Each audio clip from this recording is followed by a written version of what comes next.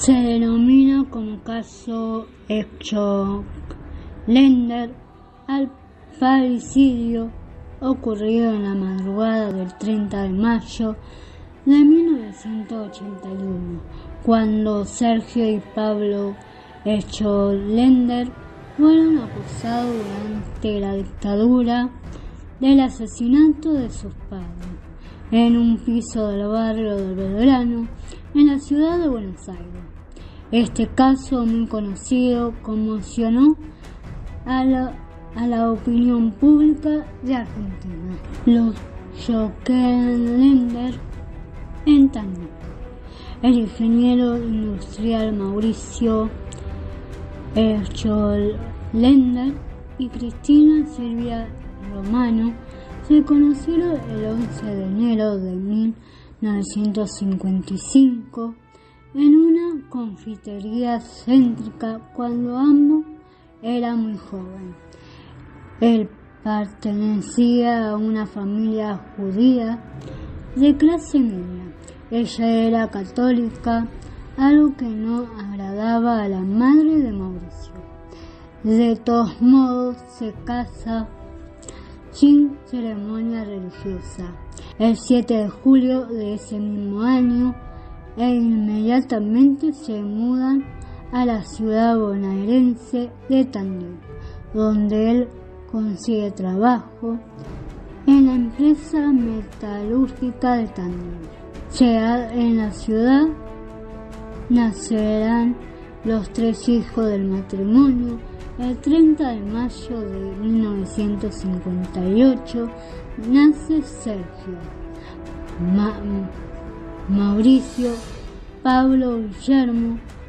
Llegó el 6 de febrero de 1961 y en 1963 Ana Valeria, al principio del matrimonio, vivió en una pensión humilde, pero poco a poco las cosas fueron mejorando. Cristina se dedicaba a realizar reuniones literarias en su hogar.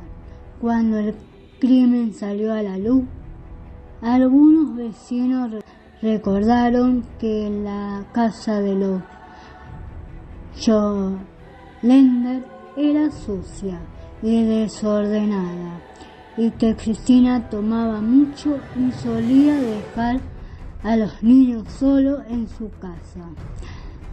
De Mauricio todo, especialmente quienes trabajaban para él, hablaban muy bien. Para 1968, Mauricio comenzaba a trabajar en el grupo Pittsburgh y Cardiff Coal Co. S.A. por de la calle 3 de febrero, en Belgrano, donde posteriormente se desempeñaría el drama. El ingeniero Schoenlender y la industria bélica alemana. Pittsburgh y Cardiff Coal Co. S.A.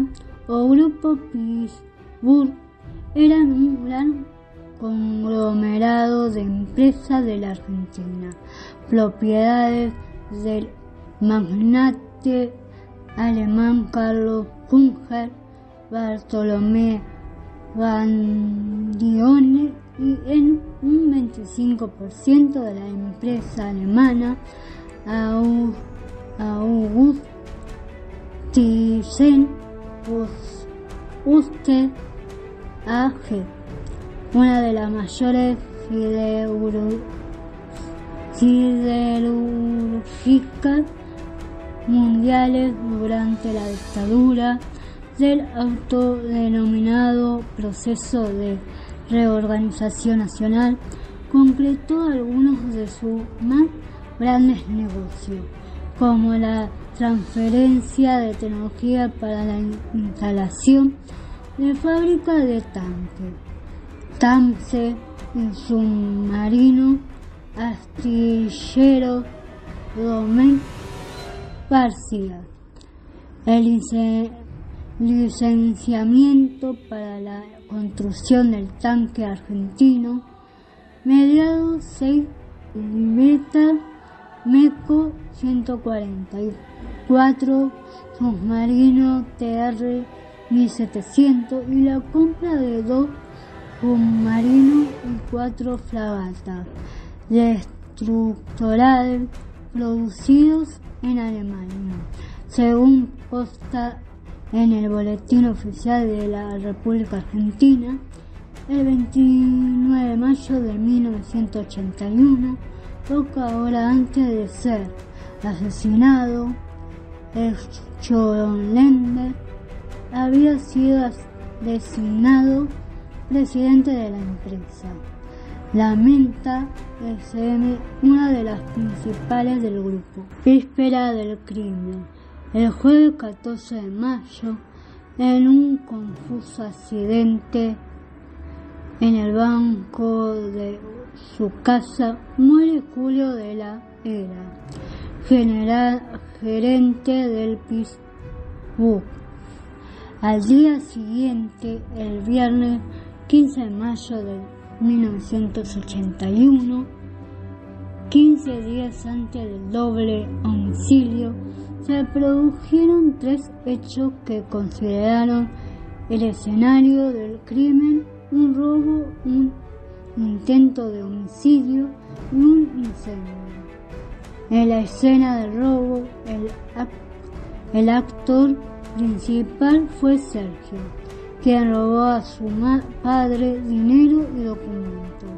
También el hijo mayor de los Scholender denunció ante las autoridades de la Pittsburgh, donde estaba empleado junto a su padre, que alguien lo había dejado encerrado en una de las cámaras frigoríficas con la intención de matarlo.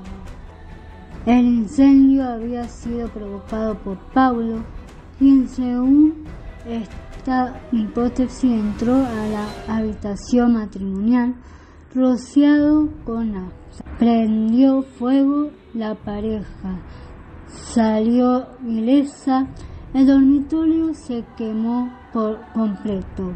Igual que el pasillo, una pericia final determinaría que el incendio había sido causado por un cigarrillo. La conexión original de la electricidad del departamento queda dañada el lunes 18 como consecuencia de un enfrentamiento con su madre, en el que ella lo golpeó y lastimó. Pablo se va a vivir al Hotel Normandie.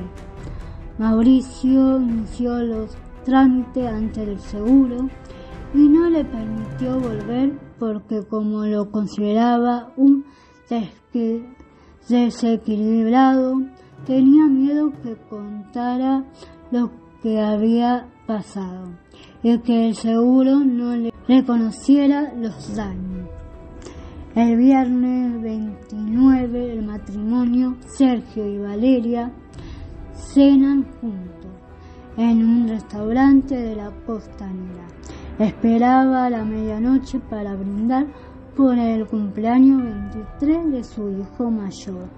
Según consta en el expediente judicial, se obtienen en esa escena varias presunciones. En el primer término se advierte la ausencia de Pablo, ausencia que también se notó de su propia casa subjetivamente desde el día en el que se incendiara el dormitorio de su padre mientras dormía. Aparece entonces como razonable la posibilidad de que no fuera aquel ajeno a ese supuesto accidente, así como que debe, desde esa ocasión, tenía prohibido el ingreso. Esta hipótesis se se fortalece recordando que a poco de lo luctuoso hecho, cuando las domésticas, sorprendidas al verlo, le preguntaron si no tenía que su madre lo viera. Le respondió que la noche anterior había hecho las paces. Sin esfuerzo se infirió entonces que no había ido a cenar porque con él estaban sus padres disgustados. Vamos a pasar el día de los hechos, la doble muerte. En la noche del 29 de mayo de 1981, mientras el resto de la familia cenaba en la costanera, Pablo, en ese entonces ya tenía 20 años. Volvió al departamento de la calle 3 de febrero y al oír que regresaban se escondió en el placar del dormitorio de su hermano aproximadamente a las 3 de la madrugada de ese sábado 30 de mayo. Pablo Scholender despertó a su hermano Sergio, quien estaba cumpliendo 23 años, esa madrugada, yéndose ambos a cavilar al living. A esa cavilación les puso fin a Pablo, cuando al notar que su madre se había levantado, se dirigió hacia donde ellos estaban, se escondió y aprovechando que estaba de espalda, le destrozó la cabeza con una barra de acero de 30 centímetros de largo y 3 centímetros de diámetro, de las utilizadas para hacer pesa. El primer golpe se lo asesta en el lado derecho de la cabeza, haciéndola caer de bruces. En la posterior autopsia hallarían una concentración de 166 de alcohol en sangre en el cuerpo de Cristina. Había sido Sergio quien luego le descargó 2 golpes más en la parte posterior del cuello, cerca de la nuca. Luego buscó una camisa azul suya que estaba para lavar, con la que le apretó el cuello para estrangularla. Aún estaba viva. Pablo buscó una sábana con la que la envolvieron como si fuera una mortaja, y le puso una bolsa plástica para reducirlo en la cabeza. Con trapos limpiaron la sangre que manchaba el piso del parquet. Durante las siguientes horas, los hermanos deliberaron qué hacer con su padre. Decidieron matarlo también. Los dos fueron hasta la habitación donde dormía Sergio, llevado la barra de acero, y Pablo tenía una cuerda náutica. Mauricio estaba sobre el costado derecho de la cama. Con fuerte golpe le destrozaron casi todos los huesos del cráneo. Sergio le pidió las cuerdas a Pablo y la pasó por el cuello de su papá. Hizo un torniquete con la barra y la iba retorciendo. Al rato lo envolvieron con la sábana debajo, la que cubría el colchón, y hasta la dejaron la almohada. Le pusieron la bolsa plástica en la cabeza. Eran las 5 de la mañana. El hallazgo de los cuerpos. En el garaje del subsuelo del edificio había 2 autos de la familia, ambos marca Dodge. Uno de ellos, un Coronado chapa patente C726713 color ladrillo, y el techo vinilico, automóvil de altísimo lujo para la época. Pablo bajó primero con las llaves del Coronado y le mandó al ascensor a su hermano. Sergio bajó con el cuerpo de su mamá en el brazo y lo puso en el baúl del Coronado. Entre ambos bajaron el cadáver del padre y lo pusieron también en el baúl. Subieron al departamento, limpiaron las manchas de sangre del living y del dormitorio y tomaron las prendas manchadas con sangre y la ropa que sus padres solían usar cuando salían de viaje. Toda la ropa, la limpia y la ensangrentada, la pusieron en un bolso marrón y bajaron por el ascensor. Pablo desciende, baja para esperar a su hermano en la puerta del edificio. Sergio sigue hasta el garaje. Cuando llega se encuentra al encargado, Isaac J. Tejada, dispuesto a lavar el auto por orden del ingeniero.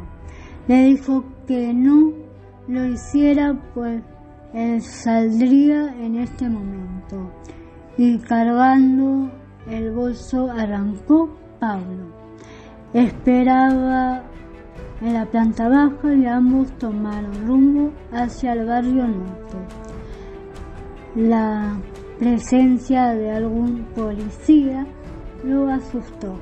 Pablo bajó del auto en la acera y Porredón y Sergio siguió conduciendo hasta la avenida Coronel Díaz 2459, enfrente del Parque Las Heras, en el barrio porteño de Recoleta, donde lo dejó estacionado con su macabra con la intención, según declaró ante la policía, la entonces novia de Pablo, de regresar luego para deshacerse del vehículo y de los cadáveres.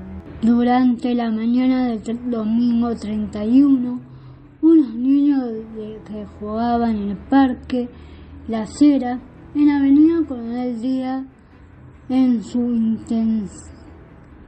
intersección entre Pacheco de Melo y Peña, advirtieron que el automóvil Dodge de la familia manaba un hilo de sangre proveniente del baúl. Asustados, comunicaron el hecho a sus padres, quienes llamaron a la policía. Un rato después, otro vecino, que no se identificó, repitió el llamado a la comisaría 21. Era a las 11 de la mañana. Alrededor de las 5:17 se hicieron presentes los efectivos de seguridad, quienes confirmaron que del coche había mandado sangre. Lo primero que hicieron los funcionarios policiales fue tener un hermético cerco en el torno del vehículo, impidiendo así acercarse, inclusive a los reporteros gráficos. Al lugar convergieron también 3 grúas y 2 camiones de bomberos. Uno de los oficiales que participó en el procedimiento negó todo tipo de información a la prensa. Derivado el caso al Departamento Central de la Policía, sin embargo, algunos vecinos dijeron que ante la imposibilidad de abrir el robusto baúl de auto, la policía debió recurrir a la brigada antiexplosiva, que a las 19 de ese día logró abrir la cerradura empleando un detonante. Este dato no figura en la causa. Una vez abierto el baúl con el detonante o no, encontraron, según informe del Departamento Central de la Policía otorgado a los medios de difusión, 2 cadáveres correspondientes a un hombre y a una mujer de 45 años aproximadamente, ambos muertos por estrangulamiento. Posteriormente se amplió la información a la prensa. Los cuerpos de la pareja vestían pijama y estaban envueltos en una sábana blanca, las cabezas cubiertas por sendas toallas y luego por bolsas de polietileno de las usadas para reducir residuos. Presentaba golpes hechos con una barra de metal. Dicha barra estaba aún en el cuello del ingeniero Scholender, y con ella una soga había efectuado un torniquete que le había provocado la muerte por asfixia o estrangulamiento en el cráneo del ingeniero Scholender. Especialmente parecía casi destrozado. La huida. Ese domingo era juez de instrucción nacional en primera instancia el doctor Juan Carlos Fontenla, el primero en entender la causa abierta, que manifestó que en ningún momento se lo tuvo como culpable desde un comienzo. Cuando fueron identificados los cadáveres, el comisario me puso en conocimiento de que había llamado a la casa de Scholender y fue atendido por uno de los hijos. Allí le manifestó que sus padres habían tenido un accidente que consideraba a la excepcional. Como era obvio, y tras haber sido puesto en alerta por el propio comisario de la 21, los hermanos emprenden la huida. En su declaración policial, la entonces novia de Pablo relata que luego de los asesinatos, este la manifestó a su hermano que era conveniente buscar un lugar cerrado, incendiar el coche donde había quedado los cadáveres. Acostó que cuando se enteró que la policía había encontrado el rodado, le pidió que lo acompañara a un sitio donde lo habían dejado, y al no hallarlo, decidieron pasar por la seccional interviniente, acompañado para comprobar si allí estaba. La policía interrogó también a la hermana menor, Ana María, de 19 años, quien inmediatamente es considerada como fuera de toda sospecha.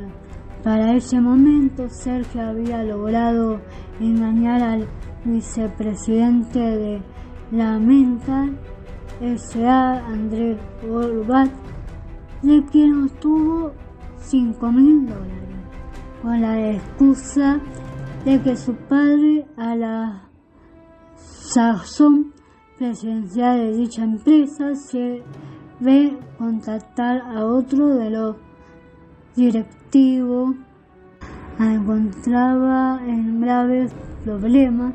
Con el mismo propósito de Pablo, intentó a su vez contactar a otro de los directivos del grupo Pittsburgh, Carlos Kaufman, pero le fue imposible encontrarlo.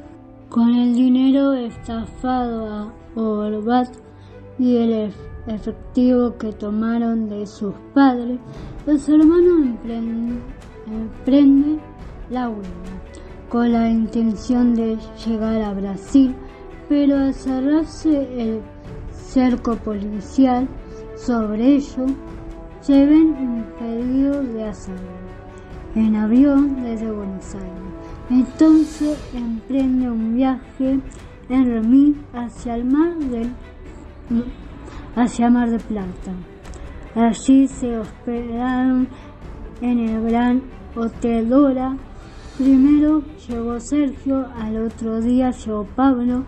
Las primeras noches, según cuenta la revista La Semana, de editorial Perfil, una reconocida revista de la época, Sergio pidió un taxi y le solicitó al chofer que lo contactara con una prostituta.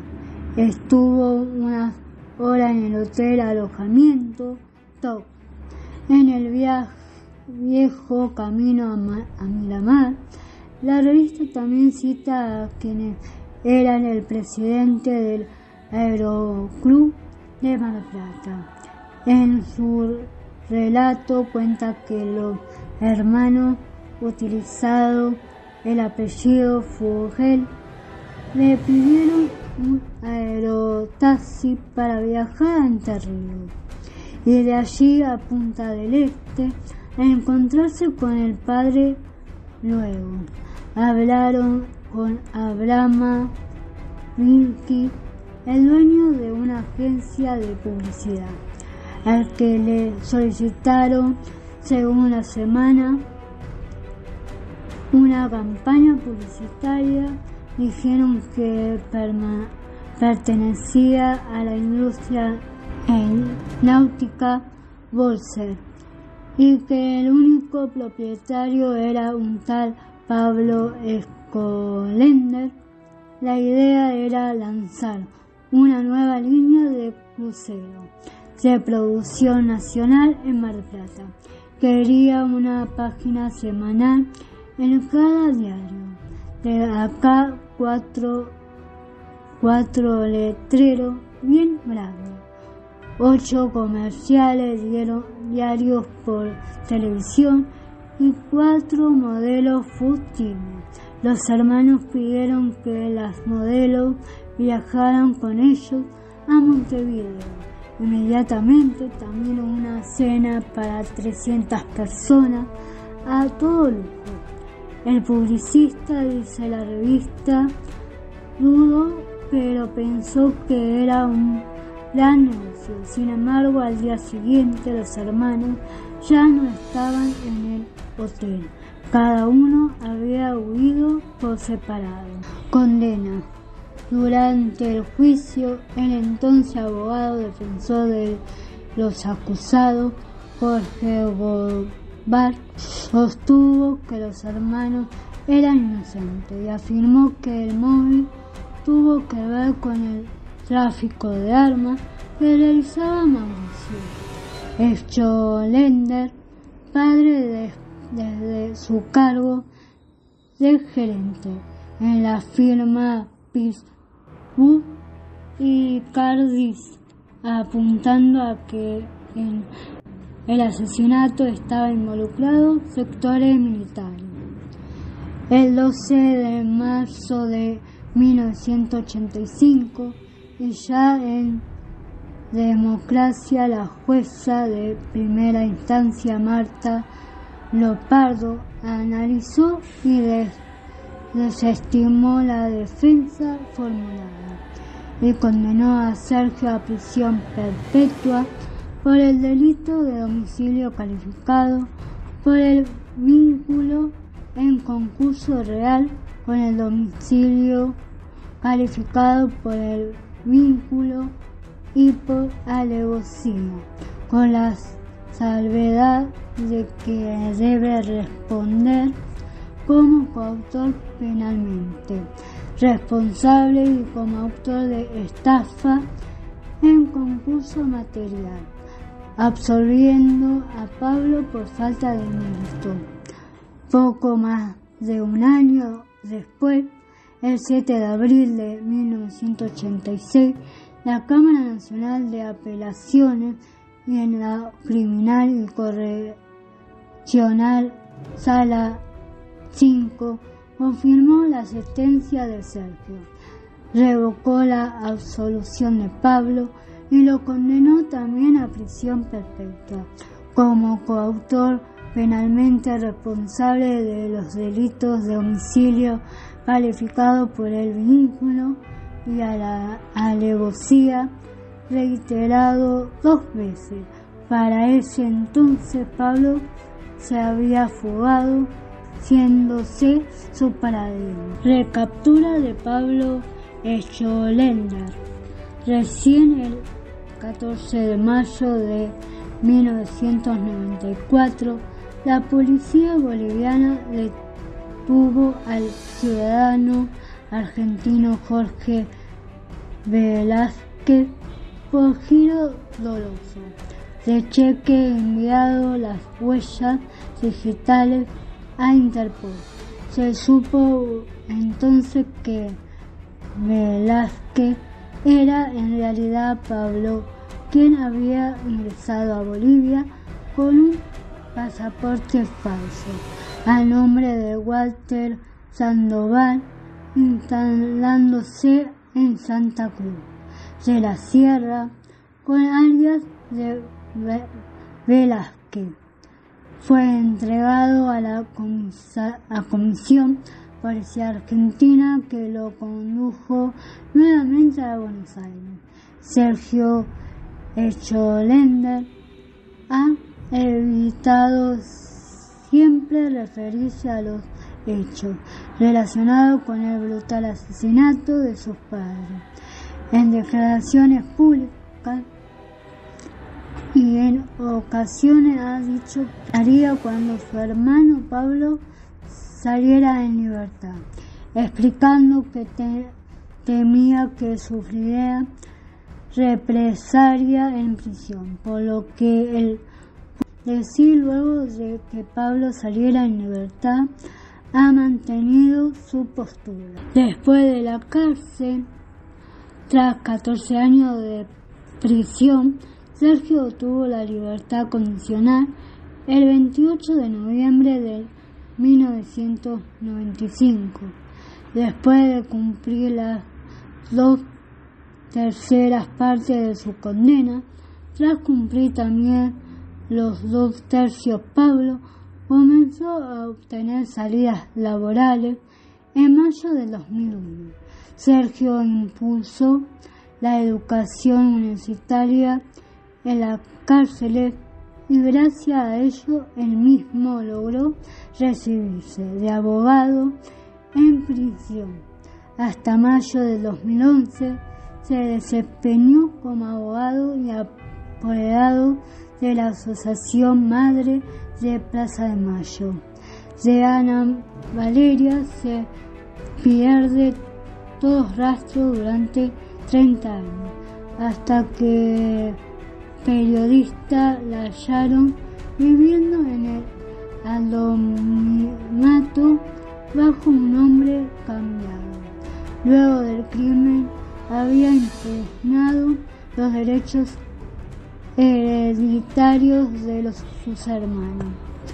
Pablo Echolender escribió un libro con su versión de la historia, Yo Pablo Echolender, que fue base de la película Pasajero de una pesadilla, protagonizada por Federico Lupi y Alicia Bruso, estrenada en 1984.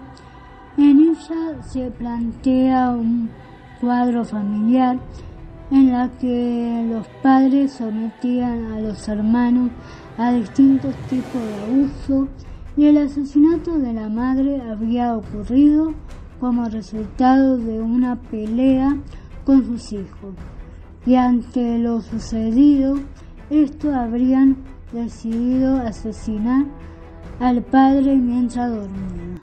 Bueno, esto ha sido todo por hoy. Espero que les haya gustado. Comenten, pónganle like, suscríbanse y hasta un próximo video.